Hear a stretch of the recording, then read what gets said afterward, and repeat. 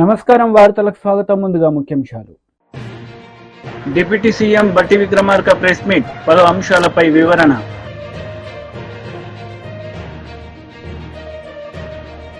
TDP polit bureau సభ్యులు Varla Ramayya media సమావేశం, పలు అంశాలపై వివరణ.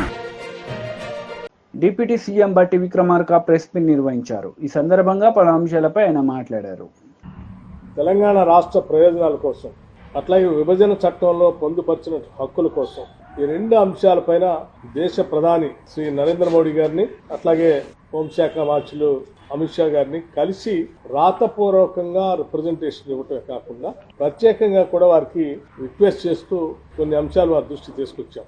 వాటిలో ప్రధానంగా తెలంగాణ రాష్ట్రానికి సంబంధించి అతిపెద్ద పబ్లిక్ సెక్టర్ అండర్టేకింగ్ గా ఉన్నటువంటి సింగరేణి కాలనీస్ సంబంధించి గోదావరి వ్యాలీ పరివాహ ప్రాంతంలో ఉన్నటువంటి కోల్ బ్లాక్స్ అన్నింటినీ కూడా ఆక్షన్ లేకుండా సింగరేణి పబ్లిక్ సెక్టర్ అండర్టేకింగ్ కి కేటాయించవలసిందిగా వారిని ప్రత్యేకంగా కోరాం.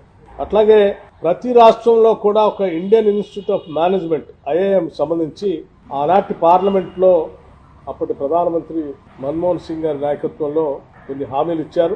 తెలంగాణ రాష్ట్రానికి కూడా ఒక ఐఐఎం ని ఇంకా 10 సంవత్సరాల క్రితం రాలేదు, దయచేసి దాన్ని కూడా శాంక్షన్ చేయమని కోరాం. అట్లాగే ఆనాటి విభజన కంటే ముందు రాష్ట్రానికి సంబంధించిన ఐటీఐఆర్ ప్రాజెక్ట్ పెద్ద ఎత్తున ఉపయోగపడే కార్యక్రమంలో భాగంగా తెలంగాణ రాష్ట్రానికి ఆనాటి ప్రభుత్వం శాంక్షన్ చేసింది. 2014 తర్వాత టీఆర్ఎస్ పార్టీ ప్రభుత్వాన్ని ఏర్పాటు చేసి 10 సంవత్సరాలు దాని గురించి పట్టించుకోకుండా గాలికి వదిలేయటం వల్ల ఐటీఐఆర్ ప్రాజెక్టు మేము కోల్పోయాం. దాన్ని తిరిగి పునరుద్ధరించి తెలంగాణ రాష్ట్రానికి ఇవ్వాల్సిందిగా కూడా ప్రత్యేకంగా కోరాం. అట్లాగే విభజన చట్టంలో పొందుపరిచినటువంటి రైల్వే కోచ్ ఫ్యాక్టరీకి సంబంధించి కాజీఫ్యాట్ రైల్వే కోచ్ ఫ్యాక్టరీకి సంబంధించి ప్రత్యేకంగా వారికి గుర్తు చేసి దీన్ని కూడా మంజూరు చేయవలసిందిగా కోరాం. అతి ముఖ్యమైనటువంటి అంశం, దేశంలోనే డిఫెన్స్ రంగంలో కానీ స్ట్రాటజిక్ గా కానీ అనువైన ప్రాంతంగా ఉన్నటువంటి తెలంగాణ రాష్ట్రంలో అనేక డిఫెన్స్ సంబంధించిన పబ్లిక్ సెక్టర్ సంబంధించిన పరిశ్రమలు ఉన్నాయి. వాటన్నిటినీ ఎకోసిస్టమ్ కూడా బాగుంది కాబట్టి, మాకున్నటువంటి వాతావరణం కానీ హ్యూమన్ రిసోర్సెస్ కానీ అందుబాటులో ఉన్నాయి కాబట్టి సెమీ కండక్టర్ మిషన్ని తెలంగాణ ప్రాంతంలో చిప్ మ్యానుఫ్యాక్చరింగ్ కోసం ప్రత్యేకంగా పరిగణించి సహాయపడవలసిందిగా ఏర్పాటు చేయడానికి సహకరించవలసిందిగా వారిని కోరాం. అలాగే పేదవాళ్లకు సంబంధించి రాబోయే 5 సంవత్సరాల్లో 25 లక్షల ఇళ్లకు మంజూరు చేయవలసిందిగా కూడా వారిని కోరాం. అట్లాగే రాష్ట్రానికి సంబంధించి పెండింగ్ ఉన్నటువంటి గ్రాంట్స్ ఏదైతే ఉన్నాయో వాటిని కూడా రిలీజ్ చేయమని అడిగాం. దాదాపు 1,800 కోట్ల రూపాయలు 2019-20 నుంచి పెండింగ్ ఉన్నాయి, అవి కూడా కావాలని అడిగాం. అలాగే వాటితో పాటు ఇంకా కొన్ని ముఖ్యమైనటువంటి అంశాలు కూడా, నవోదయ స్కూల్ సంబంధించి ప్రతి జిల్లాకి ఒక నవోదయ స్కూల్ కావాలని అడిగాం. అట్లాగే కస్తూర్బా పాఠశాలలు కావాలని అడిగాం. కుసుమ్ స్కీమ్ లో లేకపోతే ఇంకొక స్కీమ్ లో సోలార్ ఆల్టర్నేటివ్ ఎనర్జీకి సంబంధించి తెలంగాణ రాష్ట్రం ఒక కొత్తగా ఎనర్జీ పాలసీతో ముందుకు వస్తూ ఉంది. సాధ్యమైనంత మేరకు పెద్ద ఎత్తున కేంద్ర ప్రభుత్వం ఎనర్జీలో మమ్మల్ని గట్టిగా ప్రోత్సహించడానికి కావాల్సిన సహాయ సహకారాలు అందించమని కూడా వారిని ప్రత్యేకంగా కోరాం. అట్లాగే డిఫెన్స్ ల్యాండ్ సంబంధించి గతంలో కలిసినప్పుడు ముఖ్యమంత్రి గారు మేము కలిసినప్పుడు ల్యాండ్స్ ఎలివేటెడ్ కారిడార్ నిర్మించుకోవడం కోసం వారు అప్పుడు అడిగితే వాటిని పరిగణలోకి ఇచ్చి శాంక్షన్ చేసినందుకు వారు కూడా ధన్యవాదాలు చెప్తూ, మిగతా డిఫెన్స్ ల్యాండ్ సంబంధించి కూడా ఎక్స్చేంజ్ కింద మాకు కొంత ఇవ్వాల్సిందిగా వారిని కోరాం. వాటితో పాటు రాష్ట్రానికి సంబంధించిన ఐపీఎస్ ఆఫీసర్ క్యాడర్ స్ట్రెంత్ పెంచుకోవడానికి కావాల్సినటువంటి సంఖ్యను కూడా కావాలని చెప్పి వారిని కోరటం జరిగింది. అట్లాగే విభజన చట్టంలో పొందుపరిచినటువంటి షెడ్యూల్ 9th, 10th ఉన్నటువంటి పెండింగ్ అంశాలు కూడా సాధ్యమైనంత వరకు మేము మా ప్రయత్నంలో వాటి పరిష్కారం కోసం ప్రయత్నం చేస్తాం. అట్లాగే అవసరమైనప్పుడు కేంద్ర ప్రభుత్వం నుంచి మీరు కూడా ప్రత్యేక చొరవ చూపించి తెలంగాణకి న్యాయం జరిగేటట్టుగా చూడవలసిందిగా వారిని విజ్ఞప్తి చేశారు. టీడీపీ లీడర్ మీడియా సమావేశం నిర్వహించారు. ఈ సందర్భంగా పలు అంశాలపై ఆయన మాట్లాడారు. వ్యతిరేక భావం ప్రజల్లో ఉంది. ఎందుకంటే వీళ్ళు చెప్పేది ఒకటి, చేసేది ఒకటని. ఎందుకంటే ఈరోజు నువ్వు జగన్మోహన్ రెడ్డి గారు చేసేటువంటి తీరు, మాకు ఆయన వెళ్ళేటువంటి తీరుని చూసిన తర్వాత నిజంగా ఎప్పటికీ కూడా ఈ వ్యక్తి మారడు, వీళ్ళు మళ్ళీ ప్రజలే బుద్ధి చెప్తారని చెప్పేసి ఈ సందర్భంగా తెలియజేస్తున్నాం. అయితే ఈరోజు ఆయన ఇంకో మాట కూడా అన్నారు, తెలుగుదేశం పార్టీ కేవలం వాళ్ళు ఇచ్చినటువంటి ఏదైతే హామీలు ఉన్నాయో హామీలతోనే గెలిచారు, మోసపూర్తికంగా వీళ్ళు మాట్లాడి గెలిచారని చెప్పేసి మేము ఈ సందర్భంగా తెలియజేస్తున్నాం. గడిచిన 5 సంవత్సరాలుగా జగన్మోహన్ రెడ్డి గారిని ఏ విధంగా ఈ రాష్ట్ర ప్రజానికాన్ని మోసం చేశారో అన్న సంగతి మీకు ఒక్కసారి నేను వివరిస్తాను. ముఖ్యంగా పేదలకు అందుబాటు లేనటువంటి ధరలు ఎక్కడున్నాయంటే ధరలు ఆకాశానికి అంటుకున్నటువంటి ధరలు, నిత్యావసర వస్తువులు ఎక్కడ కూడా సామాన్యుడు కొనలేనటువంటి పరిస్థితి గత 5 సంవత్సరాలుగా ఉంది. ఇదే కాకుండా విషపూరితమైన అంటే పేదవాడి యొక్క బలహీనతను ఆసరాగా చేసుకొని నాణ్యత లేనటువంటి మందు అమ్మి సుమారు 35 లక్షల మంది అనారోగ్యం పాలైనటువంటి మద్యం అమ్మి ఈ రాష్ట్రంలో నిజంగా చాలా మందికి ఇబ్బందికి పెట్టినటువంటి పరిస్థితి. కేవలం ధనదాహం, పేదవాడి యొక్క బలహీనతను ఆసరాగా చేసుకుని ఇంకెందుకంటే కావాల్సింది ఏమైనా ఉందా మీరు చేసినటువంటి మోసం అని చెప్పి ఈ సందర్భంగా అడుగుతున్నాం.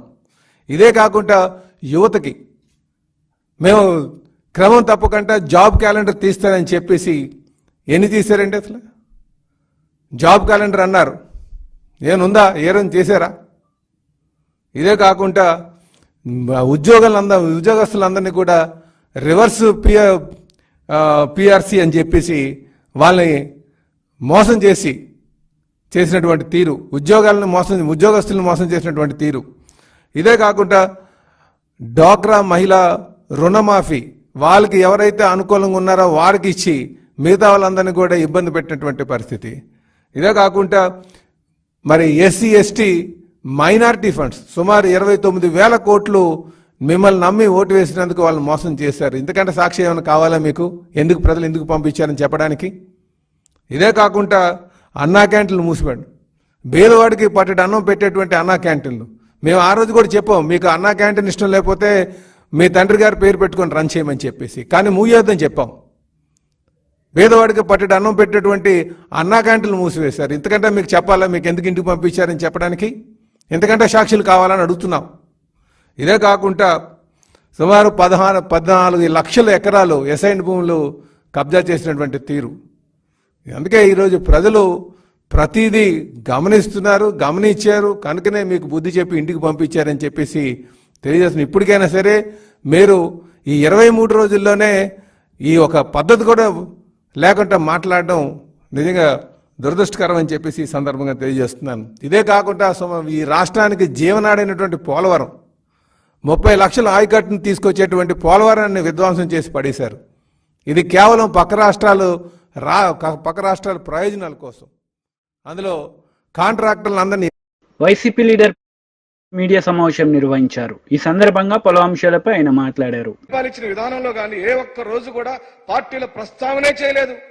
మా కార్యకర్తలు చెబుతున్నారు మన ఓటమిలో అదొక కారణమని. ఈ రోజు మీరు నెల రోజుల్లోనే చూపించేశారు అధికారం ఎందుకు తెచ్చుకోవాలి, అధికారం వస్తే ఏం చేయొచ్చు, అధికారం వస్తే పక్క పార్టీ వాళ్ళ మీద కేసులు ఎట్ట పెట్టొచ్చు, కొట్టడం ఎలా చేయొచ్చు, దోపిడీ ఎలా చేయొచ్చు, దౌర్జన్యం ఎలా చేయొచ్చు, కట్టుకున్న బిల్డింగ్లు ఎలా కూల్చొచ్చో మీరు చూపించేశారు. జగన్మోహన్ రెడ్డి గారు ఆ పాలసీ నమ్మలేదండి. ఆ పాలసీ నమ్మలేదు కాబట్టే ప్రతి ఒక్కళ్ళకి తెలుగుదేశం అయినా, బీజేపీ అయినా, కాంగ్రెస్ అయినా, లేదా కమ్యూనిస్ట్ పార్టీలైనా, జనసేన కార్యకర్తలైనా వైఎస్ఆర్ కాంగ్రెస్ పార్టీ పరిపాలనలో, జగన్మోహన్ రెడ్డి గారి పరిపాలనలో పూర్తిగా సంక్షేమాల్ని తీసుకున్నారు, అనుభవించారు. ఈరోజు మేమేం అడగటం లేదు. నిన్న కూడా గౌరవ మాజీ ముఖ్యమంత్రి వర్యులు వైఎస్ఆర్ కాంగ్రెస్ పార్టీ అధ్యక్షులు జగన్మోహన్ రెడ్డి గారు డిమాండ్ చేశారు, మీ పరిపాలన, మీ అధికారం ఇచ్చింది ప్రజలు, దాడులు చేయమని, కేసులు పెట్టమని, హత్యలు చేయమని, కట్టుకున్న భవనాలు కూల్చమని కాదు, చేతనైతే మీరు చెప్పిన హామీలు నెరవేర్చమని చెప్పి అడుగుతున్నారు. ఈరోజు మేము చెబుతున్నాం, 2019లో నవరత్నాలనే హామీలను ఇచ్చాం, 96% ఇంప్లిమెంట్ చేసి చూపించాడు. మొదటి నెలలోనే దానికి ఆయన ఎక్కడ కూడా అనుమానానికి తావు లేకుండా చేశాడు. నవరత్నాలను పూర్తిగా అమలుపరిచాడు. ఈ రోజున మీరిచ్చిన హామీలే, మేమేం డీవియేట్ అవ్వట్లేదు, మీరు చెప్పిన హామీలే మీరు నెరవేరిస్తే చూడాలని ఈరోజు మీరు 7,000 ఇచ్చారు, సంతోషం, ఆహ్వానిస్తున్నాం, ఆహ్వానించి తీరాల్సిందే. హామీలను రాష్ట్ర పరిపాలనా దక్షతతో ప్రజలందరినీ ప్రేమించి ప్రజలకు మెచ్చే నాయకుడిగా మీరు ఇంప్లిమెంట్ చేస్తే మేము ఆహ్వానిస్తూనే ఉంటాం. కానీ మీరిచ్చిన 7,000లో వైఎస్ఆర్ కాంగ్రెస్ పార్టీ వాళ్లకు ఓట్లు వేసిన వాళ్లకు ఎందుకు మీరు పథకాలు అమలు పరచడం లేదు? చేసే మంచి పనిలో మళ్ళీ ఎందుకు మీరు దాన్ని పార్టీ పరంగా చూస్తున్నారని ప్రశ్నిస్తున్నాం. అది కూడా ఎక్కువ మంది దళితులకు మాత్రమే హెరాస్మెంట్ ఎందుకు జరుగుతుంది గ్రామాల్లో అని చెప్పి అడుగుతున్నాం. అంటే పెన్షన్ కావాలంటే మళ్ళీ వెళ్ళి తెలుగుదేశం పార్టీకి సంబంధించిన గ్రామ నాయకుడు కాళ్లు పట్టుకోవాలా? తెలుగుదేశం పార్టీకి సంబంధించిన కార్యకర్తలు నాయకుల యొక్క గడ్డం పట్టుకుని బతిమలాడాలా? ప్రజలకు హక్కుగా రావాల్సిన పెన్షన్లైనా పథకాలైనా ఎందుకు తెలుగుదేశం పార్టీ నాయకులు కాళ్లు పట్టుకోవాలని చెప్పి అడుగుతున్నాం. ఎందుకు ఆ విధమైన వాతావరణాన్ని తీసుకొచ్చారని చెప్పి అడుగుతున్నాం. మీకిచ్చిన ప్రజలు మాకిచ్చిన ప్రజలు ఒకరే అయినప్పుడు మీరు అధికారంలోకి వచ్చిన ప్రజలందరినీ సమానంగా చూడాల్సిన పరిస్థితి ఉండినప్పుడు ఈ వ్యత్యాసం ఎందుకు వస్తుందో ఆలోచించమని, ఆ వ్యత్యాసాన్ని లేకుండా చూడమని కూడా మేము డిమాండ్ చేస్తున్నాం. మీరు చెప్పిన ప్రధానమైన హామీలు తల్లికి వందనం 15,000 రూపాయలు. 15,000 రూపాయలు ఇంట్లో ఎంతమంది పిల్లలు ఉంటే రాష్ట్ర ప్రజలారా, పాత్రికేయ మిత్రులారా మీకు కూడా గుర్తు చేస్తున్నాం. ఈ రాష్ట్రంలో 1 కోటి మంది పిల్లలు బడులకు వెళ్తున్నారు. 1 కోటి మందికి 15,000 రూపాయలు ఎప్పుడు ఇస్తాడు చంద్రబాబు నాయుడు గారని మేము అడుగుతున్నాం. బీఆర్ఎస్ లీడర్ మీడియా సమావేశం నిర్వహించారు. ఈ సందర్భంగా పలు అంశాలపై ఆయన మాట్లాడారు.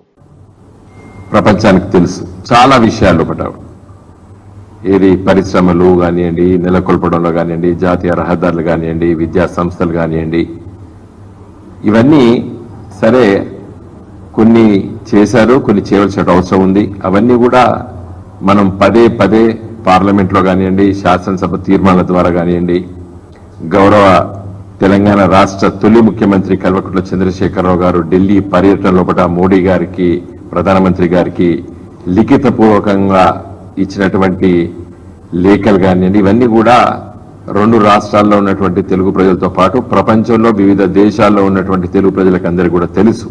ఎందుకంటే ఆసక్తి ఉన్నది, మా రాష్ట్రం ఇట్లా అభివృద్ధి చెందుతున్నటువంటి ఆసక్తి 2 తెలుగు రాష్ట్రాల ప్రజలకు ఉంది. కాబట్టి ఈ విషయాలన్నీ కూడా తెలుసు.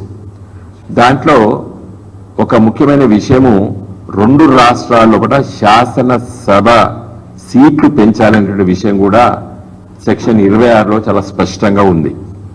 తెలంగాణ రాష్ట్రానికి ఎన్ని సీట్లు పెంచాలి, మరి అదేవిధంగా ఆంధ్రప్రదేశ్ రాష్ట్రానికి ఇప్పుడు 175 ఆంధ్రప్రదేశ్లో శాసనసభ సీట్లున్నాయి, దాన్ని 225గా పెంచాలని చెప్పి 119 ఉన్నటువంటి స్థానాల్ని 153కి తెలంగాణలో పెంచాలని చెప్పేటువంటి మరి ఆ ప్రొవిజన్ సెక్షన్ 26లో డీలిమిటేషన్ ఆఫ్ కాన్స్టిట్యున్సీస్ అనేటువంటి దాంట్లో సవివరంగా వివరించబడ్డది.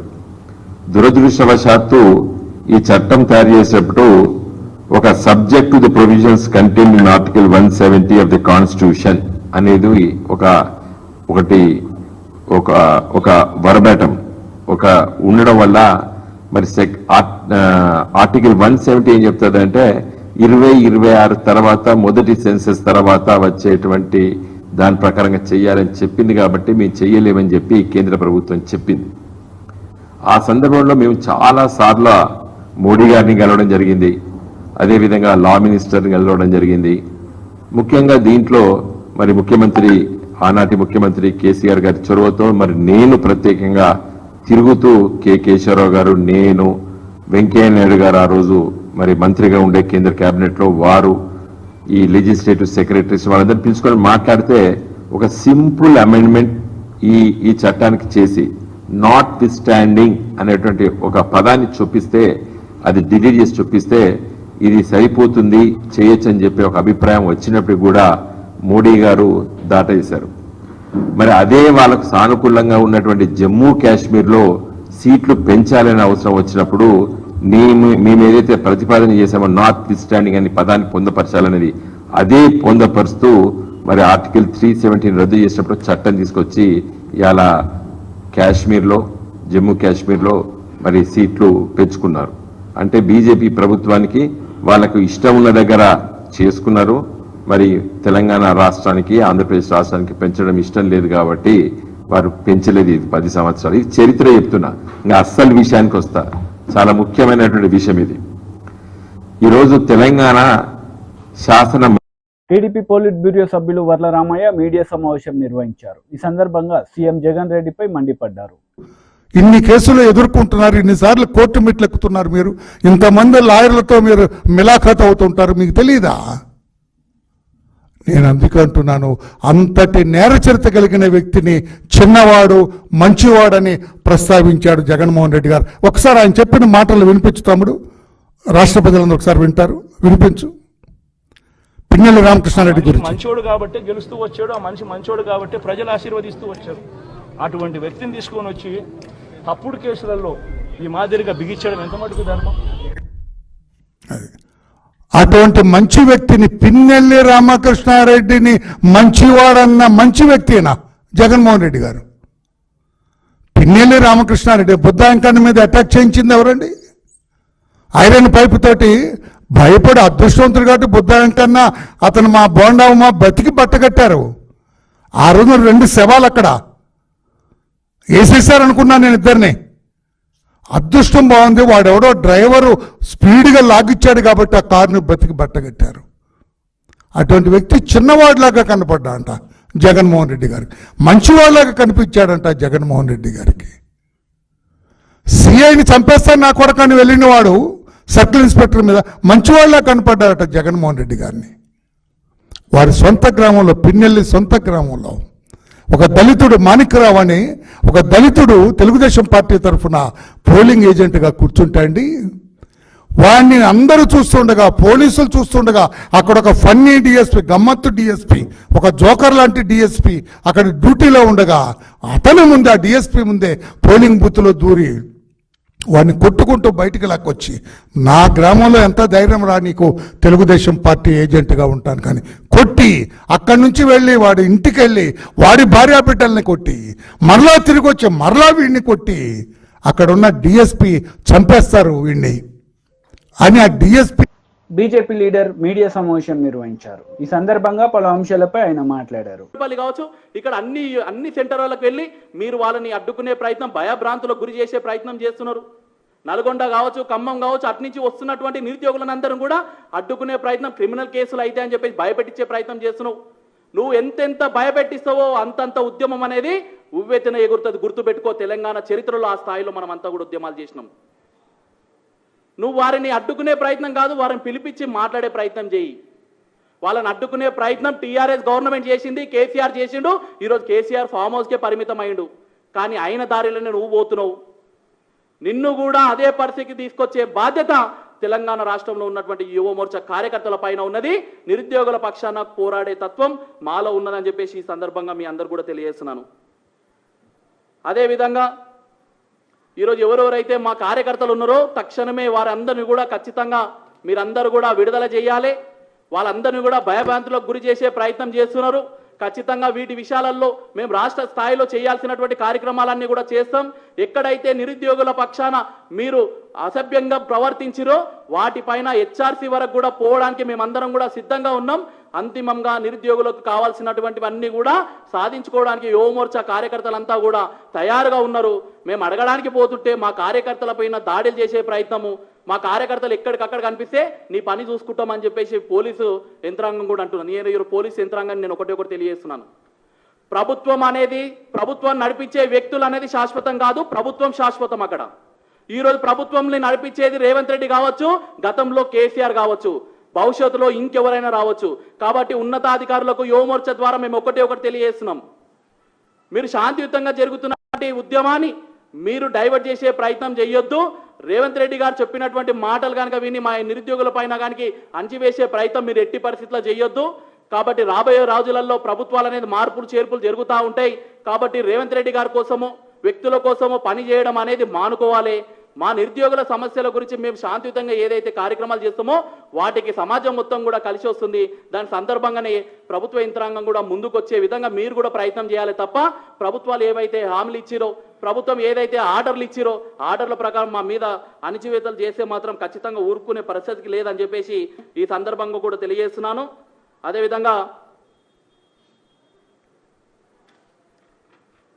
అదేవిధంగా ఏదైతే ఇప్పుడు దాదాపుగా తెలంగాణ రాష్ట్ర వ్యాప్తంగా 26 జిల్లాలలో బీజేపీకి సంబంధించినటువంటి జిల్లా కలెక్టరేట్ల దగ్గర మా యొక్క నిరసన కార్యక్రమాలు జరిగినాయి. నిరసన కార్యక్రమాలలో మేము చెప్పినటువంటి డిమాండ్లన్నింటిని కూడా ఇందాక చెప్పిన విధంగా మీరు ఆ డిమాండ్లన్నింటిని కూడా పూరించాలి. ఇక్కడ కూర్చున్నటువంటి మా కార్యకర్తలని మీరు లాఠీలతో కొట్టడం కాదు, దాదాపుగా అమ్మాయిలను చూడకుండా కూడా కొట్టడం కావచ్చు, లేకుంటే ఆ విధంగా చేస్తున్నాం. మేము న్యాయమైనటువంటి పోరాటం చేస్తుంటే మా మీద ఈ విధంగా మీరు దురుసుగా ప్రవర్తించడం కరెక్ట్ కాదని చెప్పేసి తెలియజేస్తున్నాను. ఈ 26 జిల్లాలలో ఏవైతే కార్యక్రమాలు జరిగినాయో వాటిని అన్నింటిని కూడా మేము అందరం కూడా తీసుకొని రాబోయే రోజులలో మేమందరం కూడా గవర్నర్ గారిని కూడా కలిసి మా యొక్క వినతిని, మా యొక్క విన్నపాలు ఏవైతే ఉన్నాయో వార్తలు ముగించే ముందు ముఖ్యాంశాలు మరోసారి. డిప్యూటీ సీఎం బట్టి విక్రమార్క ప్రెస్ మీట్, పలు అంశాలపై వివరణ.